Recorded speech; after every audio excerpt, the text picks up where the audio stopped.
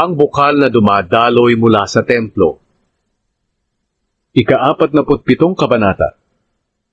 Pagkatapos, dinala ako ng tao sa pintuan ng templo at nakita ko roon ang umaagos na tubig na papuntang silangan mula sa ilalim ng pintuan ng templo.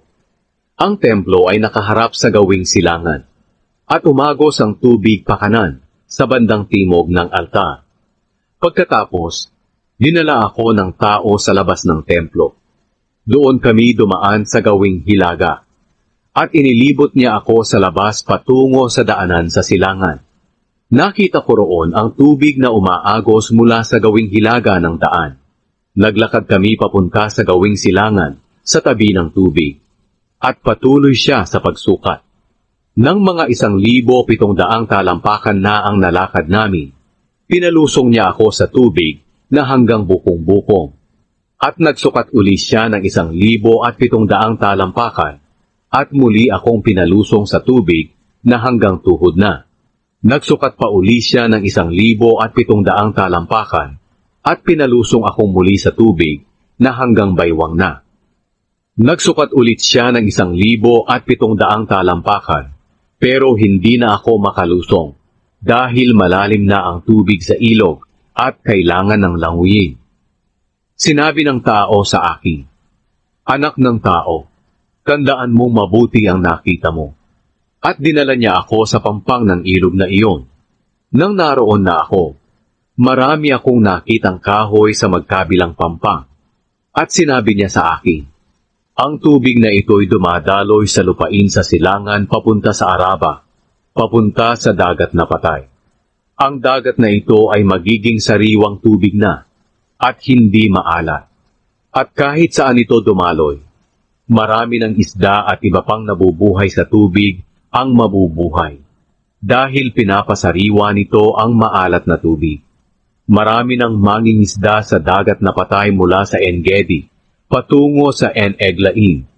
Dadami ang iba't ibang uri ng isda sa dagat na patay, katulad ng dagat ng Mediteraneo. Ang tabing dagat ay mapupuno na ng mga pinatutuyong lambat. Ngunit ang mga latian sa palibot ng dagat na patay ay mananatiling maalat, para may makuhanan ng asin ang mga tao. Tutubo sa magkabilang panig ng ilog ang iba't ibang uri ng punong kahoy na namumunga. Ang mga dahon nito ay hindi malalanta, at hindi mauubos ang mga bunga. Mamumunga ito sa bawat buwan, dahil dinadaluyan ito ng tubig mula sa templo. Ang mga bunga nito ay pagkain, at ang dahon ay gamot. Ang mga hangganan ng lupa. Sinabi pa ng Panginoong Diyos, "Ito ang mga hangganan ng mga lupaing paghahati-hatiin ng 12 lahi ng Israel bilang mana nila. Bigyan ninyo ng 2 bahagi na mamanahin ang lahi ni Jose. Pantay-pantay ang gawin ninyong paghahati-hati ng lupain, dahil ipinangako ko sa mga magulang ninyo na ibibigay ko ito sa kanila para manahin ninyo. Ito ang mga hangganan.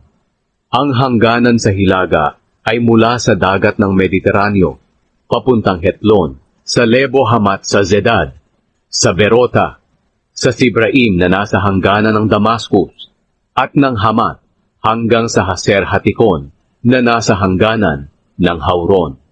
Kaya ang hangganan sa hilaga ay magsisimula sa dagat ng Mediteraneo hanggang sa Hazar Enan na nasa hangganan ng Damascus at ng Hamat sa hilaga.